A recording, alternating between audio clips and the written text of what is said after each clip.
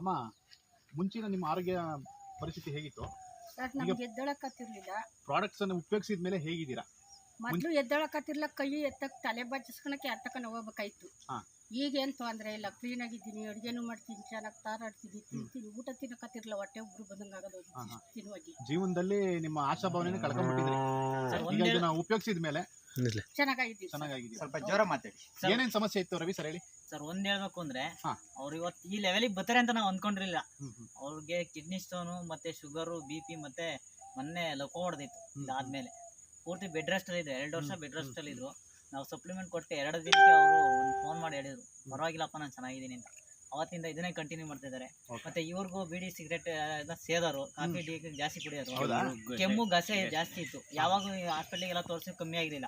ಇದೇ capsule use ಮಾಡಿ ಇವರು ಇವತ್ತು ಆರೋಗ್ಯವಾಗಿದ್ದಾರೆ, ಚೆನ್ನಾಗಿದ್ದಾರೆ, ಹೆಲ್ದಿ ಆಗಿದ್ದಾರೆ. ಇವತ್ತು ಅವ್ರ ಆರೋಗ್ಯ ನೋಡಿ ನಾನು ಇವತ್ತು ಇದರಲ್ಲಿ ಒಂದು ಆಶಾಭಾವನೆ ಇಟ್ಕೊಂಡು ಮಾಡ್ತಾ ಇದ್ದೀನಿ.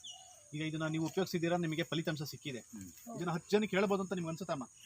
ಹೇಳ್ಬೋದಾ ಸರ್? ಪ್ರತಿಯೊಬ್ರು, ನಾನು ಸುಳ್ಳು ಹೇಳೋಕೆ ಇಷ್ಟಪಡಲ್ಲ, ಇವ್ರನ್ನ ನಾನು ಅಂದ್ಕೊಂಡಿರಲಿಲ್ಲ ಈ ಲೆವೆಲಿಗೆ ಬರ್ತಾರೆ ಅಂತ. ಇವ್ರು ಇದ್ದಿದ್ದ ಇದರಲ್ಲಿ ಕೋಮಾ ಸ್ಟೇಜ್ ಹೋಗೋ ಮಟ್ಟದಲ್ಲಿ ಇದ್ರು ಅವ್ರು.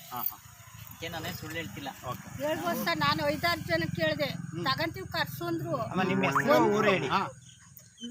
ಒಬ್ರು ತಗೊಂಡ್ಲಿಲ್ಲ. ಹೆಸರಲ್ಲೋ ಕೇಳಿದ್ರು, ಕರ್ಸು ಅಂತ ಹೇಳಿದ್ರು, ಒಬ್ರು ತಗೊಂಡ್ಲಿಲ್ಲ. ತಗೊಳ್ತಾರಮ್ಮ. ನಿಮ್ಮ ಫಲಿತಾಂಶ ಬಂದಿದೆಯಲ್ಲ, ನಿಮ್ಮ ಹೆಸರು ಊರನ್ನ ಹೇಳಿ.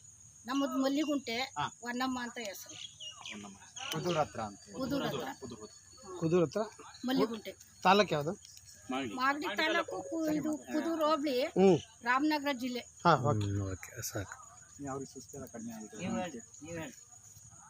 ನಿಮ್ಗೆ ಏನಾಗ್ತಿದೆ? ಸುಸ್ತೆಲ್ಲ ಕಡಿಮೆ ಆಗಿದೆ? ಗಂಟ್ಲಾಗೆ ಗುರ್ರ ಗುರ್ರ ಅನ್ನೋದು, ಕಾಲ ಕೈ ಸುಸ್ತಾಗೋದು, ಈಗ ಯಾವುದು ಇಲ್ಲ, ಕಡಿಮೆ ಆಗೈತೆ. ಮಾತಾಡಿದ್ಮೇಲೆ